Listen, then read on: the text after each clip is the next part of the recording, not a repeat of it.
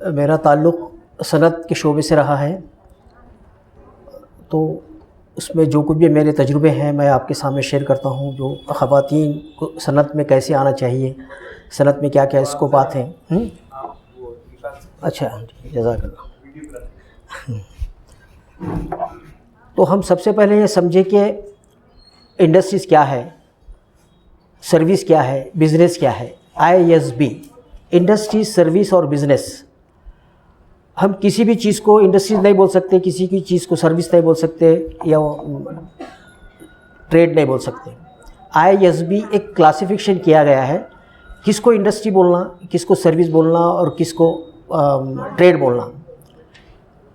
अब हम एग्ज़ाम्पल के तौर पे लें तो एक अगर आम है, अगर आम दरख्त से लाया और सीधा बाज़ार में बेच दिया तो इसको हम ट्रेड कहेंगे, व्यापार कहेंगे या बिज़नेस कहेंगे।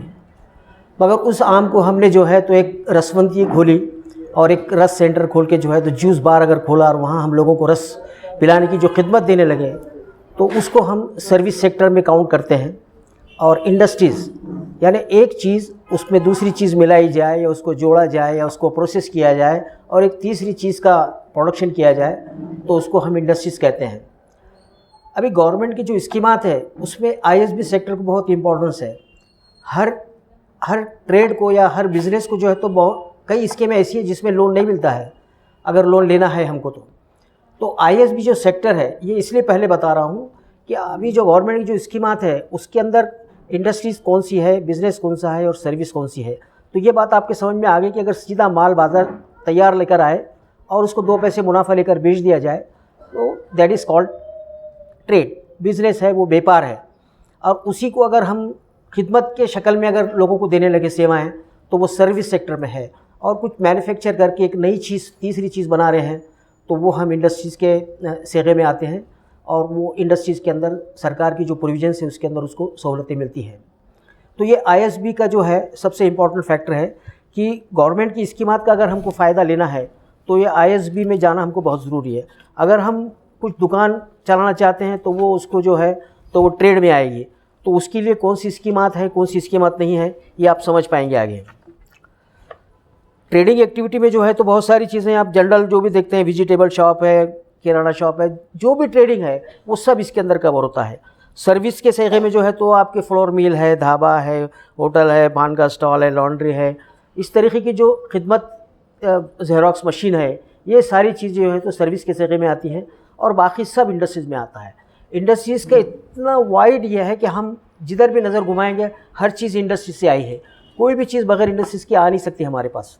हर चीज़ जो है तो इंडस्ट्री से आती है। जो भी चीज़ हम देखते हैं आगे पीछे, इमारत, लाइट, बुरखा, कपड़े, कागज़, पेन, पानी, फूल, एवरीथिंग, हर चीज़ हमारी इंडस्ट्री से आती है। तो इंडस्ट्रीज़ बहुत बड़ी डिफिनेशन है, उसको ऐसा एलेबोरेट करने को बोले तो बहुत कई किताबें भर जाएंगे। सब इंडस्ट्रीज़ में ही आता है। फिर उसके अंदर अलग अलग सेगे हैं। केमिकल के इसमें जाएंगे तो केमिकल की अलग अलग इंडस्ट्रीज़ हैं। इसकी चीज़ें, हर चीज़ अवेलेबल है अपने पास। अभी क्या है, हम लोगों को जहाँ जिसको जो ज़रूरत है वो अगर तलाश करता है तो उसको मिल ही जाती है। तो केमिकल का सेगा है, उसके बाद सेरेमिक का सेगा है, उसके बाद टेक्सटाइल का सेगा है। ये अलग अलग सेगे में हज़ारों इंडस्ट्रीज़ उसके अंदर आप अपन चला सकते हैं। और इसमें ख़वातीन भी बहुत बढ़ चढ़ कर हिस्सा ले सकती हैं। कोई सेगा ऐसा नहीं जहाँ ख़वातीन जा नहीं सकती हैं। अब SSI बोले तो क्या है कि किसी ज़माने में SSI, जब हम मुलाजिमत में लगे थे 72-73 में, तो उस वक्त SSI कहा जाता था, स्मॉल स्केल इंडस्ट्रीज़। ऐसी इंडस्ट्रीज़ जिस इंडस्ट्रीज़ में 35 लाख रुपये तक अगर उसका इन्वेस्टमेंट प्लांट एंड मशीनरी में है तो इसको सनत कहा जाता था, स्मॉल स्केल इंडस्ट्रीज़ कहा जाता था। उस वक्त small scale industries, medium scale industries, large scale industries और उसके बाद mega industries, ultra mega industries, इस तरीके के कैटेगरीज होते थे। अभी 2006 से गवर्नमेंट ऑफ इंडिया ने कानून पास किया है, उसको MSME डेवलपमेंट एक्ट कहते हैं, MSME, micro small medium enterprise development act 2006। अब ये मैंडेटरी कर दिया गया है। पहले क्या था कि पहले आप इंडस्ट्रीज़ का रजिस्ट्रेशन ले या मत ले, आपको कोई पूछता नहीं था। सरकार की तरफ से अगर आपको कुछ सहूलतें चाहिए, कुछ फ़ायदा चाहिए तो आप रजिस्ट्रेशन करते थे। मगर आज के दौर में आपको वो करना लाजिम कर दिया गया है। एक्ट जहाँ आ जाता है तो वहाँ कानून आ जाता है, कानून आ गया तो वहाँ पनिशमेंट भी आती है। तो ये MSME डेवलपमेंट एक्ट 2006 से जो है तो नाफिज हुआ है। और ये हर इंटरप्राइज़, अब इसमें सिर्फ ट्रेडिंग एक्टिविटी को रजिस्ट्रेशन नहीं होता है, सर्विस सेक्टर में और मैन्युफैक्चरिंग सेक्टर में रजिस्ट्रेशन लाजिमी हो गया है। अगर नहीं कराएंगे तो वो उसके तहत प्रोविज़न जो भी है वो पेनल्टी या उसको दंड दिया जाता है। अब इसका बहुत आसान तरीका किया है गवर्नमेंट ने। एमएसएमई रजिस्ट्रेशन करने के लिए एक पोर्टल बनाया गया है, उद्यम रजिस्ट्रेशन। अगर आपने ये अगर गूगल पे लिख दिया उद्यम रजिस्ट्रेशन तो एक साइट ओपन हो जाएगी, वहाँ पर आपको उसके साथ जो है तो आप एप्लीकेशन अपना करके अपना रजिस्ट्रेशन करा सकते हैं। वो सिर्फ सर्विस के सेगे में और मैन्युफैक्चरिंग इंडस्ट्रीज़ के सेगे में ही आप वो रजिस्ट्रेशन कर सकते हैं। अदरवाइज़ अगर आपका शॉप का है तो फिर आपको शॉप टैग के तहत लाइसेंस लेके अपना कारोबार सरकारी तौर पे जो है तो मतलब अथेंटिसिटी के लिए वो ज़रूरी होता है, वो कर सकते हैं। अभी micro industries MSME, micro, small और मीडियम। माइक्रो किसको कहा जाता है, मीडियम किसको कहा जाता है और स्मॉल किसको कहा जाता है। तो माइक्रो के मायने है ऐसा प्रोजेक्ट जिसके अंदर 1 करोड़ रुपए की आपकी फिक्स कैपिटल इन्वेस्टमेंट है प्लांट एंड मशीनरी में, 1 करोड़ रुपए की, और 5 करोड़ रुपए का टर्नओवर है। ऐसे जो भी यूनिट कैटेगरी में रहेंगे वो माइक्रो में रहेंगे, सूक्ष्म, बहुत ही छोटा। पहले उसकी डिफिनेशन अलग थी मगर अभी रिसेंटली ये बढ़ गई है, उसकी लिमिट बढ़ा दी सरकार ने। तो 1 करोड़ रुपया अगर आपकी फिक्स कैपिटल इन्वेस्टमेंट आपकी सिर्फ प्लांट एंड मशीनरी में है, वैसा आपका 10 करोड़ का भी प्रोजेक्ट है, अगर आपकी प्लांट एंड मशीनरी सिर्फ 1 करोड़ की है तो आप माइक्रो में आएंगे, और आपका टर्नओवर 5 करोड़ के अंदर होना चाहिए तो आप माइक्रो कहलाएंगे। आपको जो रजिस्ट्रेशन मिलेगा, आप जो डाटा भरेंगे ऑन साइट पर जाकर, तो उसमें आप जो फिगर भरेंगे उसके हिसाब से आपकी कैटेगरी ऑटोमेटिक जनरेट हो जाती है। अगर आप 1 करोड़ के अंदर आपकी इन्वेस्टमेंट है, 20 लोगों के अंदर आपके कामगार हैं, तो आप माइक्रो में चले जाएंगे और आपका सर्टिफिकेट माइक्रो बोल के जनरेट हो जाएगा। 10 करोड़ तक अगर आपकी इन्वेस्टमेंट है तो आप स्मॉल इंडस्ट्रीज़ में आएंगे। 10 करोड़ इन्वेस्टमेंट अगर है आपकी तो आप स्मॉल में आ जाएंगे। और 50 करोड़ का टर्नओवर आपका अगर होता है, ये 2 चीज़ें लगाई है अभी गवर्नमेंट ने, आपका एक इन्वेस्टमेंट और टर्नओवर। 10 करोड़ की इन्वेस्टमेंट और 50 करोड़ का आपका टर्नओवर, यह है तो आप स्मॉल में आ जाएंगे। जो मीडियम जो प्रोजेक्ट है उसके अंदर आपकी इन्वेस्टमेंट 50 करोड़ तक है और आपका जो टर्नओवर है 250 करोड़ तक है। इतना अगर टर्नओवर होता है तो आप मीडियम स्केल में आ जाएंगे। अभी क्या है कि ये जो कैटेगरीज जो बनाई है तो इसमें सरकार ने बहुत सारे इंसेंटिव्स भी रखे हैं, मैं वो भी चैप्टर आपको बताऊंगा आगे। तो ये बेनिफिट लेने के लिए आपको ये रजिस्ट्रेशन बहुत ज़रूरी है, और सरकारी तौर पे अपनी एक अथेंटिसिटी, अपने पास एक सर्टिफिकेट होना चाहिए कोई भी कारोबार चलाने के लिए। क्यों तो आजकल जो भी है ख़ास तौर से हमारे लोगों के लिए तो वो ज़्यादा तकलीफ़ की बात है, तो इसके लिए हमारे पास वो सर्टिफिकेट रहना चाहिए और इसके लिए कोई खर्च नहीं आता है। अभी साइड भी बहुत सारे बोगस आए हैं सर। वो क्या होता है कि अगर आपने उद्यम रजिस्ट्रेशन डाला तो बहुत सारी साइट ऐसे आते हैं कि आपको पूरा भरने लगातार बोलते हैं पैसे भरो इतने, तो ये फ्री ऑफ कॉस्ट होता है रजिस्ट्रेशन। तो ये गवर्नमेंट ऑफ इंडिया की जो वेबसाइट है उस पर ही आप जाके ये अपना रजिस्ट्रेशन कर सकते हैं। जब हम ये उद्यम रजिस्ट्रेशन करेंगे तो हमारे पास क्या होना चाहिए कि हम क्या बनाने वाले हैं, हमको मालूम रहना कि हमारा प्रोजेक्ट क्या है। अब हमको बुरखे बनाना है, हमको कुर्सियाँ बनाना है, या हमको कोई भी चीज़ बनाना है, हम कुछ भी बना सकते हैं। ख़वातीन के लिए कोई रिस्ट्रिक्शन नहीं है, हर जगह सहूलतें हैं सरकार की तरफ से। तो हमने जो तय किया कि भाई हम ये प्रोजेक्ट बना सकते हैं, तो वो प्रोजेक्ट बनाने के बाद वो प्रोजेक्ट की डिटेल्स हमारे पास रहने चाहिए। हम क्या मैन्युफैक्चर करने वाले हैं, हमको कामगार कितने लगने वाले हैं, हमको इन्वेस्टमेंट कितनी लगने वाली है प्लांट एंड मशीनरी में, वो हमारे पास तैयार रहे। हमको पावर कितना लगने वाला है, हमारा बैंक में अकाउंट होना चाहिए। आपका अगर पर्सनल अकाउंट भी है तो भी चलता है वो रजिस्ट्रेशन लेने के लिए। इतनी चीज़ें साथ में रखें और फिर साइट पे बैठे अपना रजिस्ट्रेशन सर्टिफिकेट जनरेट होकर अपने को मिल जाता है। इसको उद्यम रजिस्ट्रेशन कहा जाता है। MSME एक्ट के तहत ये रजिस्ट्रेशन होता है और ये अभी मैंडेटरी हो गया है, कंपलसरी हो गया है, ये सब ने लेना चाहिए। अब सरकार की तरफ से जो है तो कई स्कीमात हैं, अब हम उसमें लेना नहीं लेना हमारी कितनी शिद्दत है, हमारे जो भी उसूल और ज़ाब्ते हैं उसके तहत रह के हमको अगर ये बेनिफिट लेना है तो हम जो भी अगर कहीं कंडीशन है, इंटरेस्ट तो गवर्नमेंट की स्कीमों में होता ही है, तो वो आप उलेमाओं से रुजू होकर किस शिद्दत की आपकी रिक्वायरमेंट है वो हिसाब से आप रुजू होकर उस पर फैसला कर सकते हैं। मगर स्कीमात हैं, इससे हम इस्तेफ़ादा हासिल कर सकते हैं। एक CMEGP नाम की स्कीम है, chief minister employment generation programme, मुख्यमंत्री स्वयं रोज़गार प्रोग्राम। ये महाराष्ट्र गवर्नमेंट ने चालू किया है प्रोग्राम। पहले ये PMEGP था, prime minister employment generation programme, मगर उसकी लिमिट कम थी, तो ये सरकार ने इसमें 50 लाख रुपये तक अपने को इसमें लोन मिल सकता है ये स्कीम में। इसकी जो एज लिमिट है ये 18 से 50 साल तक है ख़वातीन के लिए ख़ास तौर से, और आम तौर पे 45 साल है। 18 से 45 साल जो बच्चे हैं या जो भी एजुकेटेड यूथ हैं उनको ये 18 से 45 साल की उम्र में है, तो तो उनको ये स्कीम का बेनिफिट लिया जा सकते हो ले सकते। और जो ख़वातीन हैं उनके लिए 50 साल का है। इसमें special category SC ST women, एक सर्विसमैन और फिज़िकली हैंडीकैप जो लोग हैं उनके लिए 50 साल तक के लिमिट है इनकी। इसका जो लोन, इसका जो स्टैंड क्वालिफ़िकेशन है, इसमें क्वालिफ़िकेशन की भी कुछ ज़्यादा ये नहीं है, रिक्वायरमेंट नहीं है। 7th पास अगर है तो वो उसको 25 लाख तक लोन मिल सकता है, और जो अगर 10th पास है तो उसको 50 लाख तक के लोन मिल सकता है। ये इसमें बेसिक डिफरेंस है। क्वालिफ़िकेशन के ऊपर रखा है 7वीं और 10वीं। 7वीं पास है तो 25 लाख तक, 10वीं पास है तो उसको 50 लाख तक। इसकी जो लोन की जो लिमिट है सर्विस सेक्टर में, इसको अभी तक मैंने ISB जो बताया इसीलिए बताया था, इंडस्ट्री, सर्विस और बिजनेस।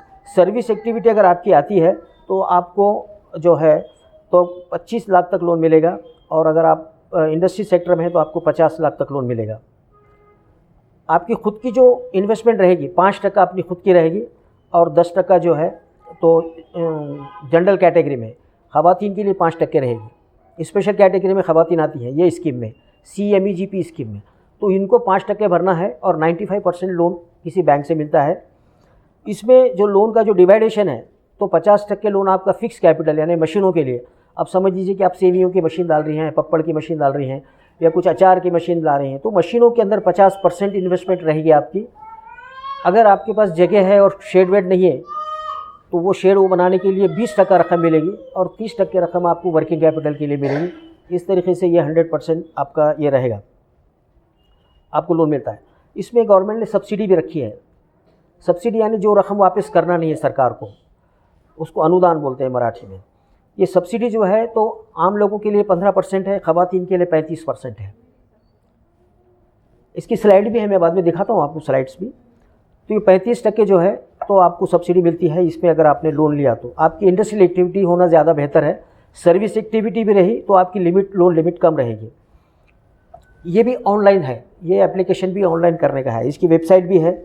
आपने अगर महाराष्ट्र CMEGP अगर लिखा CMEGP, तो एक्चुअली वो 2 लोग इम्प्लीमेंटिंग एजेंसी है इसके। DIC आपको तो मालूम है, DIC जो है तो nodal agency for industries purpose. हर ज़िले में वो DIC का ऑफिस होता है। अब वहाँ पहले रजिस्ट्रेशन हुआ करता था, अब रजिस्ट्रेशन ऑनलाइन होगा तो DIC में रजिस्ट्रेशन नहीं होता है। अलबत्ता बाकी इंडस्ट्रियल ग्रोथ के लिए, इंडस्ट्रियल डेवलपमेंट के लिए जो है तो DIC का बहुत बड़ा रोल रहता है। वहाँ के लोगों का काम है कि आप लोगों को गाइड करें। वहाँ काउंटर भी रहता है, वो काउंटर पे जाने के बाद आपका जो इशू है वो आप उनसे डिस्कस करके आपकी रहनुमाई कर सकते हो वो लोग। तो वो DIC जो है तो नोडल एजेंसी है। और KVIB, khadi village and industries board, KVIB। अगर आपने KVIB भी अगर डाला गूगल पर तो वो आ जाएगा, या आपने DIC भी डाला, CMEGP डाला तो वो पोर्टल खुल जाएगा। पोर्टल खुलने के बाद जो रिक्वायरमेंट है, अभी क्या होता है कि हर स्कीम में सब जगह कॉमन रिक्वायरमेंट है। किसी भी स्कीम में जो है तो जो कागजात लगने वाले हैं सब कॉमन हो गए। आप लोगों को सबको पता भी होगा तकरीबन। आधार कार्ड तो मस्ट होता है, आपके क्वालिफ़िकेशन के बारे में आपका क्वालिफ़िकेशन सर्टिफिकेट लगता है, उसके बाद आपका रेसिडेंशियल सर्टिफिकेट लगता है। कहीं जो है तो वो डोमिसाइल सर्टिफिकेट भी मांगते हैं। 15 साल के रहने वाले हैं बोल के वो डोमिसाइल सर्टिफिकेट मिलता है तहसील ऑफिस से, वो लगता है। उसके आपका फ़ोटो लगता है, एक प्रोजेक्ट रिपोर्ट लगता है। प्रोजेक्ट रिपोर्ट के बारे में शायद आप लोगों को पता भी होगा। प्रोजेक्ट रिपोर्ट में कुछ नहीं होता है कि तो अपने डिटेल्स होते हैं, अपने बारे में पूरी डिटेल, उसके बाद अपने प्रोजेक्ट के बारे में डिटेल, उसके बाद अपने प्रोजेक्ट में होने वाली इन्वेस्टमेंट कितनी है लैंड, बिल्डिंग, प्लांट, मशीनरी में, फिर ये पैसा हम कहाँ से लाने वाले हैं वो उसके अंदर होता है। फिर हमारी प्रॉफिटेबिलिटी क्या है, इस प्रोजेक्ट के अंदर हमको कितना मुनाफा मिलने वाला है, वो प्रॉफिटेबिलिटी उसके अंदर हमको दिखानी होती है। और इस साइट के ऊपर प्रोजेक्ट प्रोफाइल उन्होंने एक नमूना भी दिया हुआ है। वो नमूना आप प्रिंट आउट निकाल के उसके अंदर फिर अपने हिसाब से अपने जो फिगर है, क्यों तो ये आउटडेटेड रहता है, 2-4 साल पहले बना हुआ है, तो हम उसमें आज की जो रेट है वो लेकर वो हिसाब से उसको मॉडिफाइड कर सकते हैं। और वो प्रोजेक्ट रिपोर्ट वो भी ऑनलाइन सबमिट करना है अपने को। ये सारी चीज़ें अगर रही, पूरे पेपर अपने एक बार आप साइट पे गए, आपने देख लिया क्या क्या लग रहा है, पूरे पेपर लिए बैठे एप्लीकेशन कर दिए, ऑटोमेटिक आपका एप्लीकेशन जो है तो ये होता है, प्रोसेस होता है। आपको एक ये मिल जाता है, कोड मिल जाता है, तो उसको आप डालकर जो है तो अपना चेक कर सकते हैं कि अपने क्या स्टेटस है अपने एप्लीकेशन का। तो ये CMEGP की स्कीम है, गवर्नमेंट ऑफ महाराष्ट्र की है, और ये हम इससे इस्तेफ़ादा हासिल कर सकते हैं अगर हम चाहते हैं तो। हमारी शिद्दत है वो लोन लेने की ज़रूरत है तो। उसके बाद दूसरी एक PMEGP नाम की स्कीम है। ये पुरानी स्कीम है, इसको prime minister employment generation programme कहते हैं। ये prime minister employment generation programme के बेसिस पर ही गवर्नमेंट ऑफ महाराष्ट्र ने CMEGP स्कीम निकाली है।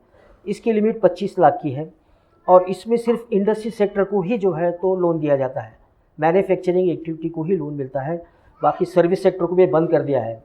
इसमें क्या होता है कि हर डिस्ट्रिक्ट लेवल पे कमेटी होती है, उस कमेटी को टास्क फोर्स कमेटी कहते हैं। वो कलेक्टर उसका चेयरमैन होता है और DIC का जो जनरल मैनेजर होता है उसका मेंबर सेक्रेटरी होता है। ये लोग मुकामी तौर पे डिसाइड करते हैं कि किस एक्टिविटी को स्कोप है नहीं है, क्यों तो ये सब बैंकों से रिलेटेड प्रोग्राम था। बैंकों की एक BLBC होती है, बैंकर्स लेवल कमेटी मीटिंग, उसमें डिसीजन लिया जाता है कि भाई अपने इलाके में क्या है, यहाँ पर इसको स्कोप ही नहीं है, जो आ रहा किराने की दुकान, जो आ रहा किराने की दुकान, तो किराने की दुकान को बंद कर देते हैं। तो ऐसे कई इंडस्ट्रीज़ हैं, वो लिस्ट निकालते हैं, हर साल का उनका नया प्रोग्राम होता है। वो जी मैन्युफैक्चरिंग एक्टिविटी से तो कोई कमी नहीं है, मगर दूसरे जो एक्टिविटीज़ है सर्विस सेक्टर में वो कम ज़्यादा कर सकते हैं। तो वो कमेटी डिसीजन लेती कि किस इसको देना या किसको इसको नहीं देना, कौन सी एक्टिविटी को नहीं देना। अगर उसको स्कोप है, हमने जस्टिफाई करा दिया बैंक वाले को कि नहीं ये बिल्कुल जस्टिफाइबल है और ये इकोनॉमिकली वायबल है और टेक्निकल फिजिबल है, ये हम जस्टिफाई कर पाए बैंक वाले को, तो फिर हमारे को कोई दिक्कत नहीं आती, हमारे को लोन मिल सकता है। इसमें भी जो है तो क्वालिफिकेशन 50 साल तक की एज लिमिट है अपने को। PMEGP prime minister employment generation programme, इसका भी जो है तो ये ऑनलाइन ही पोर्टल है, ऑनलाइन इसको एप्लीकेशन करना है आपको और इससे अगर इस्तेफ़ादा लेना है तो इसमें वुमेन के लिए और माइनॉरिटी के लिए जो है तो इसमें प्रायोरिटी रखी गई है। क्वालिफिकेशन का 7th स्टैंडर्ड कम से कम चाहिए सर्विस सेक्टर के लिए और 8th स्टैंडर्ड इंडस्ट्री सेक्टर के लिए। पहले स्कीम में जो है तो 7वीं और 10वीं था, यहाँ पर 7वीं और 8वीं अगर कोई 8 क्लास भी अगर कोई पास है कैंडिडेट तो वो ये स्कीम का फ़ायदा ले सकता है। इसकी लोन जो लिमिट है इंडस्ट्री सेक्टर में 25 लाख रुपये है और सर्विस सेक्टर में 10 लाख रुपये है। सब्सिडी का जो रेशो है तो जनरल कैटेगरी में 15% है और स्पेशल कैटेगरी में रूरल एरिया में 25% है। अर्बन एरिया में जो है तो 25% है और रूरल एरिया में 35% है स्पेशल कैटेगरी में। मतलब ख़वातीन अगर रूरल एरिया में करेंगे तो 35% मिलेगा और अगर वो अर्बन एरिया में करेंगे तो 25% मिलेगा। जैसा कि जो भी लोन अपने को मिला है उसके 25% सब्सिडी सरकार देगी अपने को। इसकी जो है तो इनकम की कोई लिमिट नहीं है इसके अंदर। पहले स्कीम में भी कोई इनकम की लिमिट नहीं है, इसमें भी कोई इनकम की लिमिट नहीं है। पहले थी, अभी हटा दी गवर्नमेंट ने। इसकी जो है तो वेबसाइट पर आप जाके PMEGP अगर लिख दिया आपने तो आप ये एप्लीकेशन कर सकते हैं। जैसा CMEGP वैसे ये PMEGP स्कीम का भी जो है तो इस्तेफ़ादा हासिल कर सकते हैं। अब तीसरी जो स्कीम है वो है seed money scheme. Seed money यानी बीज भांडवल। अपना क्या है कि इस स्कीम में ISB तीनों सेक्टर के लोगों को लोन मिल सकता है। आपको किरानी दुकान डालना है या बैंगल स्टोर डालना है तो भी मिलेगा, आपको जूस बार डालना है तो भी मिलेगा, आपको अगर एक इंडस्ट्री शाई बनाना है या कलम बनाना है, चॉक पीस बनाना है, कुछ भी कोई भी इंडस्ट्री डालना है तो भी आपको लोन मिलेगा। ये तीनों कैटेगरी में इसमें लोन मिलता है। इसमें सिर्फ फ़र्क इतना है कि इसमें कोई सब्सिडी नहीं है, इसमें सीड मनी होता है। इसका स्टैंडर्ड 8th अगर कोई पास कैंडिडेट है तो ये स्कीम का फ़ायदा ले सकता है। ये DIC से, अभी ये मैन्युअली होती है स्कीम, आपको जाके एप्लीकेशन भरना पड़ेगा या ऑनलाइन उन्होंने अभी इसको अपलोड नहीं किया है। सिर्फ पहले जो 2 स्कीम है CMEGP MEGP ये ऑनलाइन है और जो ये सीड मनी स्कीम है इसको एम्प्लॉयमेंट प्रमोशन प्रोग्राम भी बोलते हैं। तो ये आपको ऑफलाइन एप्लीकेशन करना पड़ता है DIC के ऑफिस में जाके। यहाँ रेलवे स्टेशन पे DIC का ऑफिस है हॉलिडे कैंप के सामने। और हर डिस्ट्रिक्ट में अगर आप अदर डिस्ट्रिक्ट से हैं तो आपको हर डिस्ट्रिक्ट में DIC आपको मालूम होगा तकरीबन, ये तो पता लगा ले सकते हैं। ये सीड मनी स्कीम की जो है एज लिमिट 18 से 50 साल के दरमियान है। इसका क्वालिफिकेशन सिर्फ 8 पास होना चाहिए। 25 लाख इसकी लोन की लिमिट है। फिर वो किरानी दुकान को भी 25 लाख दे सकती, जनरल स्टोर को भी और इंडस्ट्री को भी 25 लाख रुपये, उसकी लिमिट 25 लाख है। इसके अंदर जो है तो आपको 5% अपना खुद का भरना है, 20% DIC देगा सीड मनी और बाकी 75% बैंक लोन देगी। जनरल कैटेगरी में जो है तो आपको 10% भरना है, 15% DIC सीड मनी देगी और 75% बैंक लोन देगी। इसका रेट ऑफ इंटरेस्ट सिर्फ 6% है। अगर आपका रिपेमेंट बराबर रहा, प्रॉम्प्ट आप अगर रिपेमेंट करते हैं तो आपको सिर्फ 3% इंटरेस्ट पे ये लोन मिल सकता है। आपकी शिद्दत के हिसाब से आप डिसाइड कर सकते हैं और ये लोन से भी आप इस्तेफ़ादा हासिल कर सकते हैं। दूसरी और एक स्कीम है DIC लोन स्कीम कहते हैं उसको। ये DIC लोन स्कीम जो है तो सिर्फ ये रूरल एरियाज़ के लिए है। किसी ज़माने में 12 बलूतेदारी हुआ करती थी, जैसे इसमें चमहार, सुतार, लोहार, दर्जी वगैरह, जो रूरल एरिया में जो काम करने वाले जो लोग रहते थे उसी टाइप की ये स्कीम है। मगर ये सिर्फ ऐसा पॉपुलेशन जहाँ 1 लाख के अंदर जिस गांव का पॉपुलेशन है उस देहात में ये स्कीम चलाई जा सकती है। इसमें जो है तो आपको सब्सिडी वगैरह कुछ नहीं है, आपको एमएससी में रजिस्ट्रेशन होना ज़रूरी है। इसके अंदर टाइनी सेक्टर में उसको लिया गया है और इसको आपको 4% इंटरेस्ट से जो है तो ये DIC का लोन आपको अवेल किया जा सकता है। ग्रामीण भाग में, रूरल एरिया में या देही इलाकों में आप ये स्कीम से इस्तेफ़ादा हासिल कर सकते हैं। अब दूसरी एक सबसे इम्पॉर्टेंट स्कीम ऐसी है जिसको पैकेज स्कीम ऑफ इंसेंटिव कहा जाता है, सामूहिक प्रोत्साहन योजना। ये ख़वातीन के लिए महाराष्ट्र स्टेट ऐसी, वैसे ये स्कीम 1964 से अपने रियासत में चालू है। पूरे मुल्क में इंट्रोड्यूस होने वाली ये पहली स्कीम है। पैकेज स्कीम ऑफ इंसेंटिव 1964 से चल रही है, मगर 2017 में महाराष्ट्र गवर्नमेंट ने सिर्फ ये महिलाओं के लिए स्कीम लगाई है, special scheme for women entrepreneurs. ये ऐसा है, समझ लीजिए कि आप 5 करोड़ रुपए इन्वेस्ट कर रहे हैं इंडस्ट्री में, फिक्स कैपिटल में, तो आप अभी क्या है कि उससे पहले ये बात समझनी चाहिए कि पूरा जो अपना स्टेट है ये क्लासिफाइड हो गया है। इंडस्ट्री बैकवर्ड कहाँ है, कितना है, वो क्लासिफाइड कर दिया गया है। तो उसको A, B, C, D+, no industries zone and Naxalite affected area, इस कैटेगरीज में डिवाइड कर दिया गया है पूरे स्टेट को। तो अपने पास महाराष्ट्र के अंदर जो है तो हिंगोली जो डिस्ट्रिक्ट है, नो इंडस्ट्री जोन है, वहाँ पर कोई इंडस्ट्री नहीं, मतलब इंडस्ट्री नहीं के बराबर है। वहाँ अगर आप कोई इंडस्ट्री डालते हैं तो आपने अगर 5 करोड़ रुपये डाले हैं तो सरकार आपको एक बास्केट की शक्ल में 5 करोड़ रुपये वापस लौटाती है। ये सारे डॉक्यूमेंटेशन तो इसमें हर जगह होते हैं, वो थोड़ा सा काम ये रहता है, मगर हम ले सकते हैं क्यों, तो लोग लेते हैं, इसका फ़ायदा उठाते हैं। तो एक का मतलब ऐसा है कि ऐसा एरिया जहाँ पर इंडस्ट्रीज़ को अभी कोई स्कोप नहीं है, वहाँ बहुत इंडस्ट्री डेवलप हुई है, उस एरिया का विकास अच्छा हो चुका है। तो ऐसे जो एरियाज़ हैं अपने पास महाराष्ट्र में, बम्बई, पूना, थाना और जो है तो नागपुर का कुछ हिस्सा, ये इलाके में जो है तो ये एरिया है। तो वहाँ पर आपको अगर इंडस्ट्री डाले तो सरकार आपको कोई मराहत या सहूलतें कुछ नहीं देती है, आप इंडस्ट्री चलाओ और अपना मुनाफा कमाओ। मगर उसके बाद B का जो एरिया है तो वहाँ A से कुछ सहूलतें हैं। अब आप सीधी बात करते हैं, मराठवाड़ा या विदर्भ, ये जो एरिया है पूरा D+ में आता है। D+ यानी एरिया ऐसा है, ये जो महिलाओं की स्कीम है 2017 की, इसके अंदर आपको 100% बेनिफिट है, 80%, D+ में 80% बेनिफिट है। मगर महिलाओं की जो स्कीम है इसके अंदर 1 स्टेप अहेड बेनिफिट दिया गया है। जैसा कि अगर आपको 100 रुपये को अगर 80 रुपये मिलने वाले थे तो एक स्टेप अहेड दिए, तो एक स्टेप 20 रुपये की है, मतलब आपको 100 को 100 रुपये मिलने वाले हैं।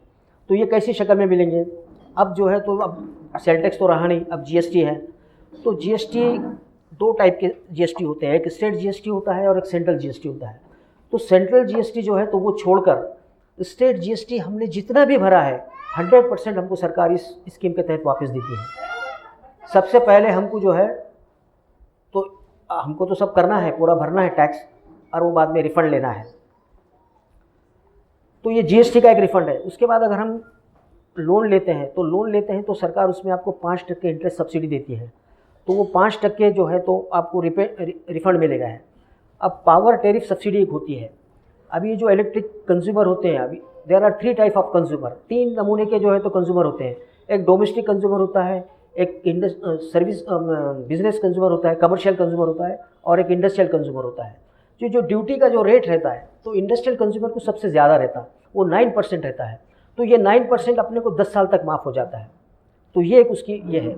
हम जब लैंड परचेस करने जाएंगे तो हमारे को उसके अंदर जो है तो स्टैम्प ड्यूटी 100% माफ़ हो जाती है।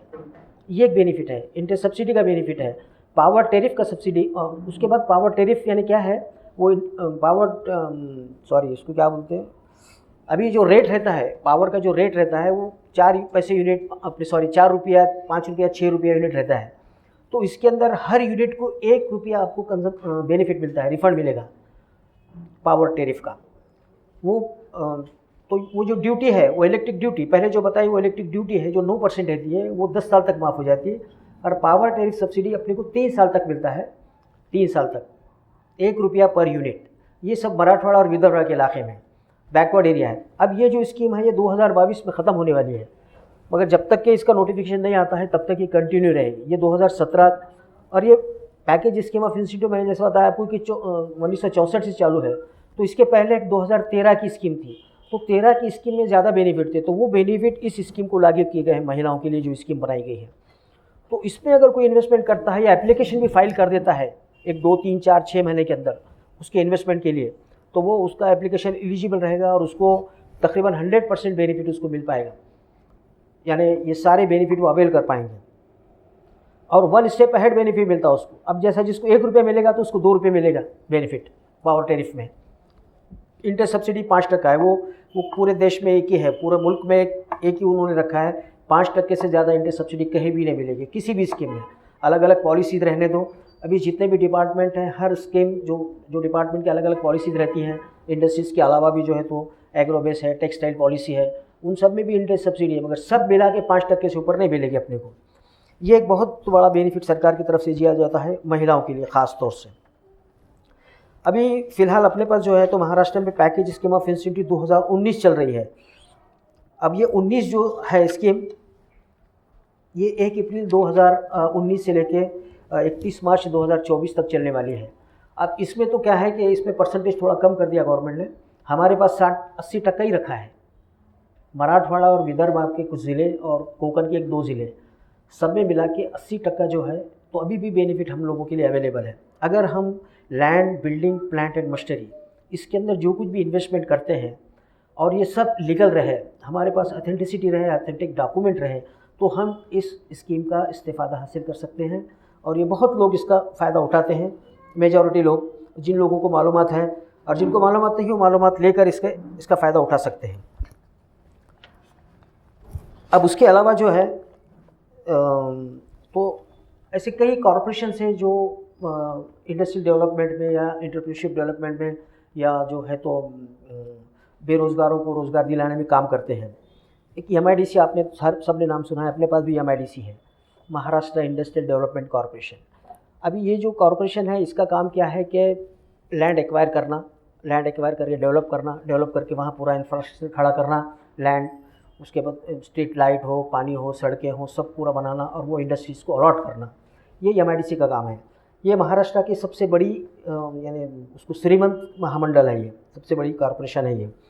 तो इसका काम, अभी आप महिला उद्योजिका है, अगर आप 2017 की स्कीम में है तो MIDC में आपको प्रायोरिटी पे आपको प्लॉट मिलेगा, आपको कंसेशन रहेगा, आपको 20% कम पैसे भरना पड़ेंगे। ये बहुत सारे बेनिफिट है, वो मैं स्लाइड बता दूंगा आपको आखिर में। तो वो भी बेनिफिट हम इससे अवेल कर सकते हैं MIDC से। ये कॉरपोरेशन जो है तो इंडस्ट्रियल डेवलपमेंट में ही काम करते हैं, इनका काम इंडस्ट्रियल डेवलपमेंट में है, मगर ये सेपरेट है, गवर्नमेंट ऑफ महाराष्ट्र के कंट्रोल से थोड़ा बाहर है, कंट्रोल में रहते हैं मगर इंडिपेंडेंटली काम करते हैं। वो MSSIDC नाम का एक कॉरपोरेशन होता है, Maharashtra small scale industries development corporation. ये कॉरपोरेशन का काम क्या है कि पहले क्या होता था कि अपने स्केर्स में रहता था। अभी जैसे आपकी कन्फेक्शनरी का कारखाना है, गोलियां बनाने का कारखाना है, तो शक्कर मार्केट में बहुत महंगी हुआ करती थी, तो फिर वो सरकार की तरफ से राशन की जो शक्कर है वो भाव से उनको मिलती थी। तो इनका काम है जो स्केर्स रॉ मटेरियल है वो प्रोवाइड करना। और अगर आपका माल तैयार है और आपका माल बिक नहीं रहा है, आप फर्नीचर की दुकान है, फर्नीचर आप तैयार करते हैं, ढेरों से फर्नीचर पड़ा है, मार्केट में उठाव नहीं है, तो ये MSSIDC के पास हमने रजिस्ट्रेशन कर लिया, तो ये हमारे माल को, जितने सरकारी इदारे हैं, सरकारी इदारों को इन लोगों से लेना चाहिए, SSI से लेना चाहिए, ऐसा मैंडेटरी है, वो करते नहीं है। मगर MSSIDC क्या होता है कि 1-2% उनका सर्विस चार्ज लेते हैं और अपने को मार्केट प्रोवाइड करते हैं। तो ये MSSIDC भी जो है तो अपने औरंगाबाद में भी उसका ऑफिस है, वो बेलार डिस्ट्रिक्ट में, बम्बई में उनका ऑफिस है, हेड ऑफिस है। तो ये 2 काम करते हैं, एक तो मार्केट देना और रॉ मटेरियल प्रोवाइड करना, बहुत इंपॉर्टेंट है ये। MCD का नाम भी सुना होगा आपने, ये महाराष्ट्र गवर्नमेंट के तहत ही है, डायरेक्टरेट ऑफ इंडस्ट्री कंट्रोल में काम करता है। इनका काम क्या है कि बच्चों को तैयार करना, उनके अंदर जो भी खूबियाँ छुपी हुई उनको बाहर निकालना और उन्हीं को उनके उससे फ़ायदा पहुंचाने का काम करना। MCD का काम ये है। अपने पास है, वो ट्रेनिंग लेते हैं स्पेशल, अगर कुछ रहा तो आपको बाहर एक्सपोजर विज़िट कराते हैं, फॉरेन में विज़िट कराते हैं। हाँ ठीक है। ये सब्सिडी जो है, हाँ जी सर। बैंक से लोन लेने के बाद ही मिलती नहीं, ये इन्वेस्टमेंट के ऊपर है। आप इन्वेस्टमेंट, आप अगर, हम इसके बाद सवाल सेशन पे रखते हैं, अगर आपने वक्त दिया तो हम हर सवाल का जवाब देंगे।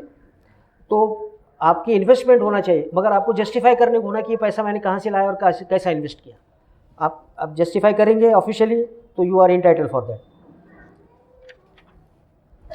एमएसएमई आपको मालूम है, एमएसएमई तो एक्ट ही बना है। पहले क्या होता था कि एसआई नाम का एक इंस्टीट्यूट था, small industry service institute.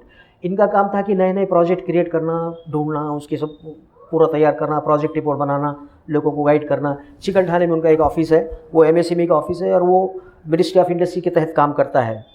KVA आपको मैंने बताया, खादी विलेज इंडस्ट्रीज बोर्ड जो है, तो ये महामंडल जो है तो ग्रामीण विभाग में जो है तो काम करने वाला है, जो ग्रामीण उद्योग है उनको सपोर्ट करने वाला है। और पीएमईजीपी की जो स्कीम है वो इनके थ्रू ग्रामीण भाग के लिए इम्प्लीमेंट होती है। एनएसआईसी एक है, जैसा एमएसएसआईडीसी है वैसा नेशनल स्मॉल इंडस्ट्रीज कॉरपोरेशन। ये कॉरपोरेशन भी जो है तो हमको मार्केटिंग का देता है और वर्ल्ड वाइड हमारे प्रोडक्ट को जो है तो लॉन्च करता है। एक महिला आर्थिक विकास महामंडल है जो उसमें माइनॉरिटीज़ के लिए भी काम करते हैं वो लोग। ये महामंडल है, सबकी वेबसाइट है, ये मैं जितने पढ़ रहा हूँ सबकी वेबसाइट है, पर चुनिंदा लेकर आए। और एक सबसे इम्पोर्टेंट मौलाना आज़ाद माइनॉरिटी फाइनेंस कॉरपोरेशन है। तो ये जो है तो ये तकरीबन 4 स्कीमात चलाते हैं। एक तो क्या है, टर्म लोन है, 2 लाख से 5 लाख तक उनका लोन होता है। 5% वो किसी भी एक्टिविटी को लोन देते हैं, किराना दुकान, जनरल स्टोर, औरतों के लिए, सब के लिए देते हैं वो। और उनका टर्म लोन जो है तो 90% रहता है, 5% अपना रहता है और 5% जो है तो वो मौलाना आज़ाद फाइनेंस कॉरपोरेशन देता है। इस तरीके से वो अपने को मिलता है। उसका इंटरेस्ट 60% होता है और 3 साल के बाद उसका रिपेमेंट शुरू होता है। फिर मौलाना आज़ाद एजुकेशन लोन मिलता है उनके पास से। उसके बाद doctor APJ Abdul Kalam Azad education loan की भी एक स्कीम उन्होंने चलाते हैं। ये 100% लोन है, दोनों एजुकेशन लोन 100% है। इनकी वेबसाइट है, वेबसाइट पर जाकर अगर जो पढ़ने वाले बच्चे हैं अपने जिनको एजुकेशन लोन चाहिए तो वो यहाँ से इस्तेफ़ादा हासिल कर सकते हैं लोन लेकर। अभी बाकी बहुत सारे यूनिट की लिस्ट है मेरे पास, तो मैं होना तो यहाँ छोड़ चला जाऊँगा, आप सर्कुलेट कर लेना।